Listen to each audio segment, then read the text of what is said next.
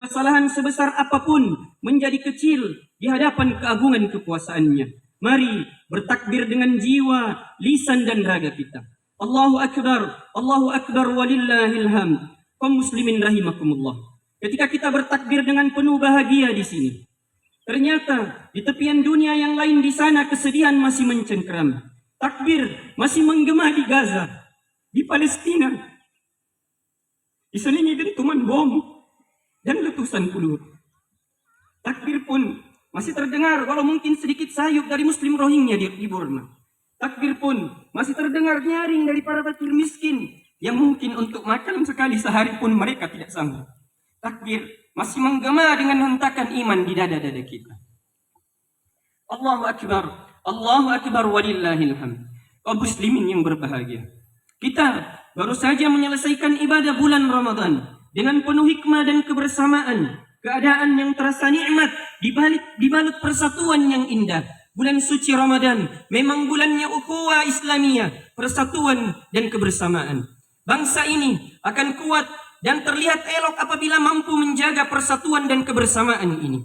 Negara dengan penduduk muslim terbesar di dunia dapat bersatu padu dalam menjalankan ibadah bulan Ramadan dan merayakan hari raya Idul Fitri. Subhanallah, momen yang sangat indah dan mengesankan. Oleh karena itu, kita berdoa kepada Allah Azza wa Jalla, semoga pada masa mendatang kita senantiasa mampu menjaga persatuan dan kebersamaan seperti ini. Persatuan sangat kita butuhkan dalam menghadapi deretan permasalahan umat yang demikian panjang. Seperti maraknya aliran-aliran sesat yang semakin membodohi umat. Ditambah lagi dengan keterpurukan ekonomi yang justru diperalat oleh tangan-tangan hitam untuk korupsi dan manipulasi. Tapi justru penanganannya yang tebang pilih menjadikan kondisi semakin memprihatinkan. Wallahul musta'an. Hal lain adalah keluarga, lembaga yang paling penting dalam pembinaan bangunan suatu masyarakat. Hari ini juga menghadapi krisis yang luar biasa. Begitu banyak keluarga yang menghadapi kekisruhan, mulai dari perpecahan suami istri yang diliputi kabut pengkhianatan dan perselingkuhan, hingga persoalan anak yang terjebak dalam beragam penyimpangan.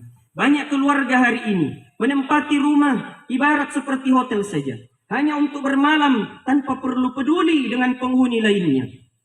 Atau ibarat pengunjung rumah makan yang memesan makanannya sendiri tanpa perlu berinteraksi dengan pengunjung yang lainnya. Sungguh makna sebuah keluarga jika rumah sudah sedemikian adanya telah hilang dan sirna.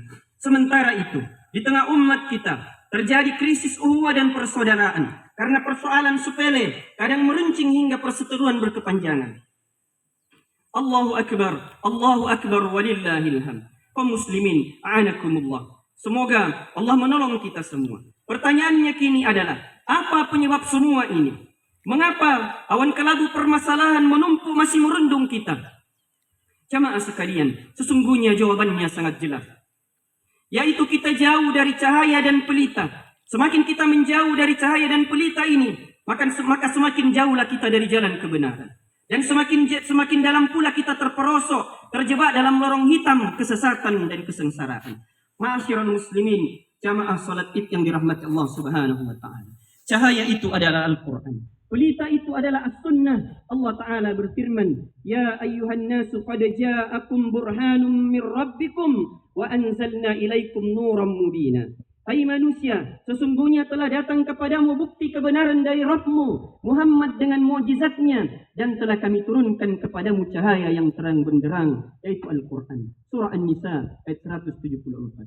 Jika seorang manusia menjauh dari cahaya dan pelita ini, maka panah-panah beracun syaitan, hawa nafsu akan menancap pada jiwanya begitu mudah, sehingga membuat ia kehilangan kewarasan imannya, menjadi gila terhadap dunia, kehilangan kendali diri, dan akhirnya takut terhadap kematian. Karena ini akan membuatnya meninggalkan kenikmatan semu di dunia yang fana ini. Kondisi inilah yang membuat musuh Islam hilang rasa takutnya, hilang rasa segannya kepada kita. Tidak takut lagi untuk menzalimi saudara-saudara kita. Rasulullah Shallallahu Alaihi Wasallam dalam sebuah hadisnya menyatakan, hampir tiba waktunya seluruh bangsa akan mengepung kalian dari berbagai penjuru seperti orang-orang yang makan mengurumuni piring makannya. Para sahabat lalu bertanya, karena sedikitkah kami pada hari itu ya Rasulullah? Maka Rasulullah Shallallahu Alaihi Wasallam menjawab, Justru jumlah kalian pada saat itu banyak. Namun kalian hanya bagaikan buih dan sampah yang dibawa oleh banjir. Rasa takut telah dicabut dari hati musuh-musuh kalian. Dan di dalam hati kalian diletakkan wahan. Mereka bertanya, apa itu wahan ya Rasulullah? Maka Rasulullah SAW menjawab, hubbud dunya wa karahiyatul maut. Cinta dunia dan takut kepada kematian. Hadis riwayat Ahmad.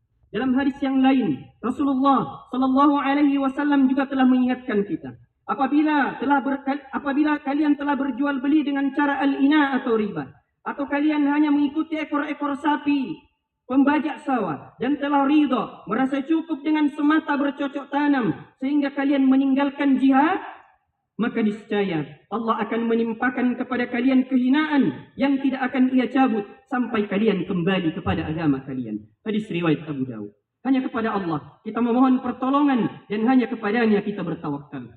Allahu Akbar, Allahu Akbar, Allahu Akbar walillahil hamd. Apakah kondisi ini menyurutkan langkah kita? Apakah kondisi ini membuat kita pesimis? Jamaah yang dirahmati Allah Subhanahu wa taala. Sekali lagi tidak. Justru kondisi ini seharusnya mendorong kita untuk bangkit, memicu kita untuk kembali memberdayakan semua potensi umat yang tersedia. Kita tidak boleh terlena dalam jebakan musuh-musuh Allah. Justru Allah Ta'ala menyuruh kita untuk bangkit berjihad melawan mereka dengan Al-Quran. Langkah pertama yang harus diayunkan adalah berjihad dengan Al-Quran. Allah Subhanahu wa Ta'ala berfirman, "Fala tut'il kafirina wajahidhum bihi jihadan kabira." Maka janganlah engkau mengikuti orang-orang kafir itu dan berjihadlah dengannya. Berjihadlah dengan Al-Quran dengan jihad yang besar. Surah Al-Furqan ayat 52. Allahu Akbar, Allahu Akbar, Allahu Akbar walillahil hamd. Berjihad dengan Al-Quran bermakna belajar membacanya dengan benar-benar secara sungguh-sungguh. Menggelorakan semangat tilawah Al-Quran di segala tingkatan dan semua kalangan tanpa terkecuali. Beliau Rasulullah SAW telah bersabda, "Iqra'ul Quran fa innahu ya'ti yaumal qiyamah syafi'an li ashabi." Bacalah Al-Quran karena Al-Quran akan datang pada hari kiamat sebagai pemberi syafaat kepada siapa yang membacanya, kepada orang-orang yang membacanya. Hadis riwayat Muslim. Al-jihad bil Quran bermakna melahirkan generasi-generasi penghafal Al-Quran dengan usaha yang sungguh-sungguh. Al-Quran bersemayam di dalam dada mereka, terdengar dari lisan-lisan mereka, dan berwujud dalam amalan keseharian mereka. Allah Subhanahu wa Ta'ala berfirman, sebenarnya Al-Quran adalah ayat-ayat nyata di dalam dada orang-orang yang diberi ilmu, dan tidak ada yang mengingkari ayat-ayat kami kecuali orang-orang yang zalim. Surah Al-Ankabut ayat 49. Berjihad dengan Al-Quran bermakna usaha yang sungguh-sungguh dan terus-menerus untuk bertadabbur Al-Quran, menyelami kedalaman maknanya, menghadirkan hati ketika membacanya dengan penuh kekhusyuan. Hadir pada majelis tadabbur Al-Quran menjadi salah satu jalan dan upaya untuk ini. Tadabbur Al-Quran akan membebaskan jiwa dari belenggu syaitan dan hawa nafsu. Allah Subhanahu wa Ta'ala berfirman, "Afala yatadabbaruna al-Qur'an am ala qulubin aqfaluha?" Maka apakah mereka tidak memperhatikan Al-Quran ataukah hati mereka telah terkunci? Surah Muhammad ayat 24. Tadabbur Al-Quran akan membuka hati dan pikiran untuk menemukan solusi dari semua permasalahan. Allah Subhanahu wa Ta'ala juga menyebutkan dalam surah As-Sad ayat 29. Ini adalah sebuah kitab yang kami turunkan kepadamu penuh dengan berkah supaya mereka memperhatikan ayat-ayatnya dan supaya orang-orang yang mempunyai pikiran mendapatkan pelajaran. Al-jihad bil Quran bermakna perjuangan menerjemahkan Al-Quran dalam kehidupan, mengamalkan dan menegakkan hukum-hukum Allah di dalamnya. Jika lisan kita harus benar melafalkan ayat-ayatnya, maka raga kita pun harus benar melaksanakan ayat-ayat itu. Allah Subhanahu wa Ta'ala berfirman dalam surah Al-Isra ayat 9, sesungguhnya Al-Quran ini merupakan petunjuk kepada jalan yang lebih lurus dan memberi kabar gembira kepada orang-orang mukmin yang mengerjakan amal soleh bahwa mereka ada pahala yang besar. Berjihad dengan Al-Quran juga bermakna dakwah dan menyampaikan ajaran Al-Quran kepada seluruh umat manusia. Allah Subhanahu wa Ta'ala berfirman, "Wahai Rasul, sampaikanlah apa yang diturunkan kepadamu dari Tuhanmu. Dan jika tak kamu kerjakan apa yang diperintahkan itu, berarti kamu tak menyampaikan amanatnya. Allah memelihara kamu dari gangguan manusia. Sesungguhnya Allah tidak memberi petunjuk kepada orang-orang kafir." Surah Al-Maidah ayat 67. Berdakwah ada jalannya para nabi dan rasul utusan Allah. Berdakwah berarti menapaki jalan mereka, menapaktilasi jalan sang Nabi Muhammad sallallahu alaihi wasallam yang teduh di bawah naungan Al-Quran. Allahu Akbar, Allahu Akbar. La ilaha illallah, Allahu Akbar, Allahu Akbar walillahil hamd. Kaum muslimin rahimakumullah. Berjihad dengan Al-Quran adalah jihad yang besar. Sebab inilah yang akan mempersiapkan lahirnya khairu ummah, umat terbaik yang menegakkan dinul Islam dan kepemimpinan Qur'ani serta membawa kemaslahatan dan ketentraman bukan saja bagi umat Islam tapi bagi seluruh alam semesta sebagaimana yang telah dicatat di dalam sejarah dengan tinta emas sejak generasi sahabat hingga berabad-abad lamanya.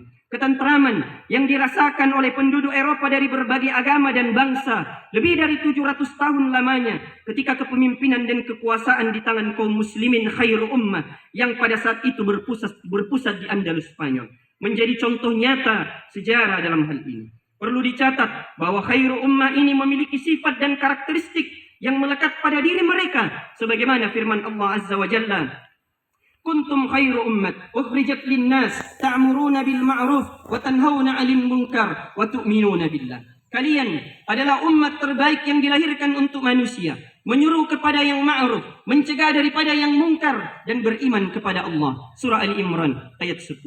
Intinya mereka umat yang benar-benar beriman, berilmu dan kuat sehingga dapat meraih kepemimpinan dan kekuasaan untuk menyuruh kepada kebaikan dan kemaslahatan serta mencegah dari kemungkaran dan kerusakan. Umat dengan karakteristik ini tidak lahir dengan sendirinya atau bahkan tidak bisa lahir hanya dari proses pengajaran atau pendidikan yang biasa-biasa saja. Sebagaimana yang umum di kalangan umat Islam sejak beberapa abad terakhir ini. Khairu ummah lahir dari sebuah jihad bil Quran yang tentu saja dilakukan dengan penuh kesungguhan, menyeluruh, berkesinambungan dan tanpa batas akhir kecuali pada saat ajal menjemput kita. Bahkan umat Islam tidak punya pilihan jalan atau metode lain. Bila mereka benar-benar ingin mewujudkan kembali kepada khairu ummah tersebut, tidak akan jaya generasi pelanjut umat saat ini kecuali dengan perkara yang telah menjadikan jaya generasi awalnya. Allahu Akbar, Allahu Akbar, Allahu Akbar, la ilaha illallah, Allahu Akbar, Allahu Akbar walillahil hamd. Kaum muslimin, jamaah yang dirahmati Allah Subhanahu wa taala, kepada para pemimpin bangsa, kita ingatkan untuk senantiasa bertakwa kepada Allah dalam mengurus 250 juta hamba Allah di negeri ini. Jadikan Al-Quran sebagai pedoman, As-Sunnah sebagai penerang. Jika tidak, maka kesengsaraan telah menanti di dunia sebelum di akhirat. Allah Ta'ala berfirman, dan siapa yang berpaling dari peringatanku, maka baginya kehidupan yang sempit dan akan kami bangkitkan ia pada hari kiamat dalam keadaan buta. Surat Thaha ayat 124. Kepada kaum muslimah, harapan kebaikan bangsa ini juga bertumpu kepada kalian. Baik dan buruknya umat ini ada di tangan kalian. Jagalah kehormatanmu, kenakanlah hijabmu yang syar'i dan benar, bukan untuk semata mode atau fashion sehingga menjadi ajang pamer aurat dalam bentuk yang lain. Kepada segenap istri, jadilah pelabuhan hati bagi suami kalian, tempat berlabuh dan pelipur lara. Jadilah al-wadud, istri yang cintanya buat suami sejati karena Allah. Taatlah kepadanya dalam ketaatan kepada Allah. Untuk kalian para suami, jadilah suami yang baik untuk istri dan anak-anaknya. Jadilah pemimpin yang baik untuk istri dan anak-anaknya. Kepada anda, kepada kalian wahai pemuda harapan umat, kepada kalian pemuda-pemudi Islam, harapan umat dan bangsa, jadilah pemuda beriman yang tangguh. Lihatlah para pemuda Ashabul Kahfi, yang tidur mereka pun dapat menggetarkan musuh karena mereka adalah innahum fityatun amanu bi rabbihim wazidnahum huda, kata Allah dalam surah Al-Kahfi ayat 13. Sesungguhnya mereka adalah pemuda-pemuda yang beriman kepada Rabb mereka dan kami tambah pula untuk mereka petunjuk. Jangan terperdaya dengan tipu daya syaitan hingga masa muda yang diisi dengan hura-hura. Ingatlah bahwa semua ada pertanggungjawabannya di hadapan Allah. Hiasi masa muda dengan Al-Quran. Baca, telaah, hafal dan amalkan, maka niscaya anda akan menjadi pemuda paling bahagia. Kepada para ayah dan bunda kami, para abi dan ummi yang dirindu, hadirlah dalam hari-hari dan dalam jiwa buah hati kita. Hadirlah dengan Al-Quran, hadirlah dengan cinta sepenuh jiwa. mengantar mereka menjadi mujahid dan mujahidah sejati. Tahukah Anda bahwa buah hati kita kadang menangis dalam hati karena kelakuan kita yang buruk, karena kata-kata kita yang pedas, atau karena tidak hadirnya kita pada saat mereka butuh dan rindu kepada kita. Basuhlah air mata jiwa mereka dengan senyuman, belai hati mereka dengan tilawah Quran. Bangkitkan pada jiwa mereka semangat umat Umar bin Khattab. Gelorakan pada jiwa mereka jihad Khalid bin Walid. Cemerlangkan pikiran mereka dengan kecerdasan Ali bin Abi Thalib. Tumbuh suburkan empatinya dengan kedermawanan Utsman bin Affan.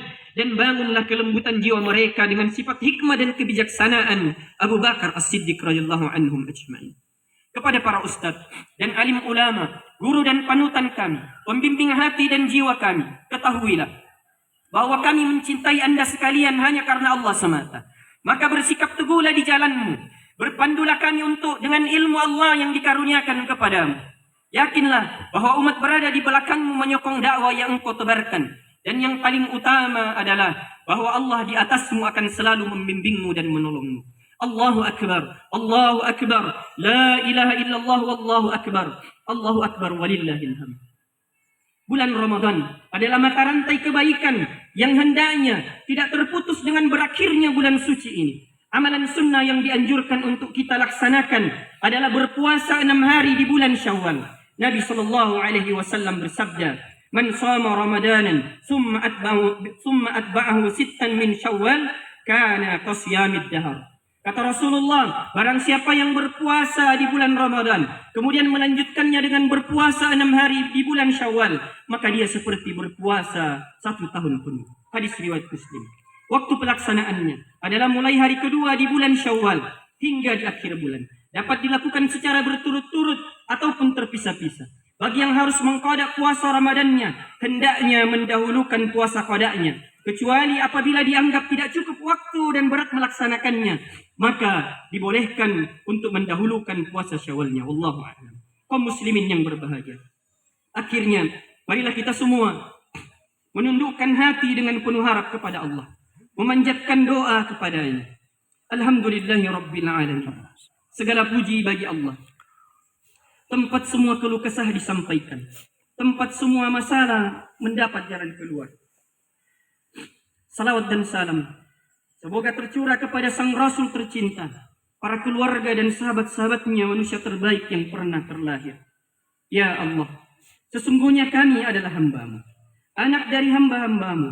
Ubun-ubun kami ada di tangan-Mu. Segala takdir-Mu terhadap kami telah Engkau tetapkan, dan sungguh betapa adilnya ketetapan itu atas kami.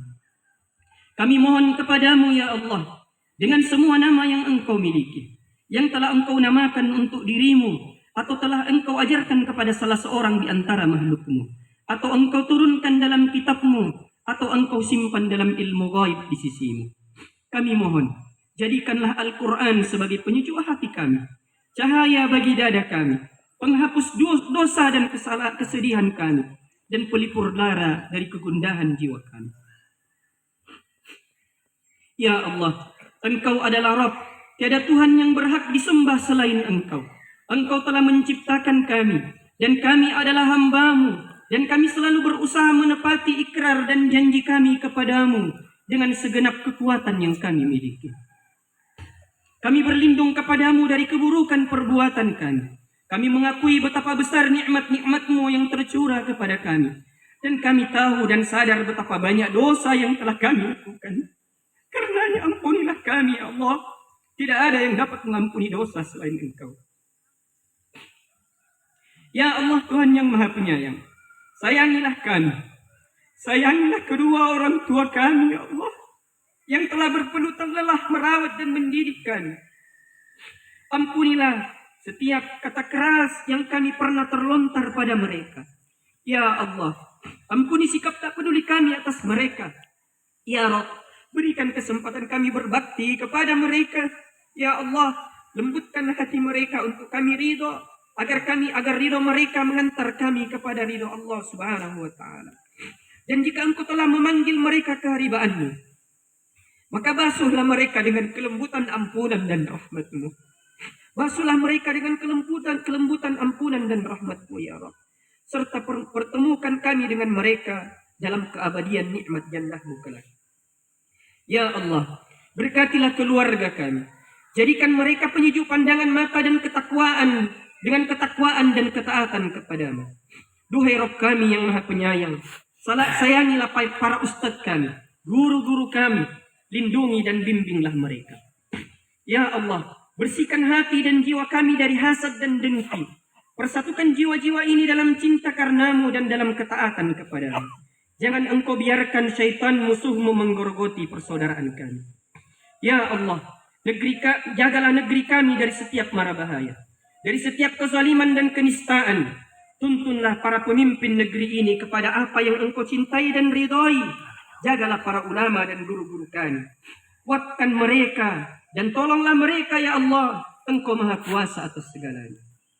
Ya Allah, berilah bimbingan-Mu untuk pemimpin negeri ini agar dapat berlaku adil dengan syariat-Mu di atas bumi yang tidak sejengkal pun melainkan milik-Mu.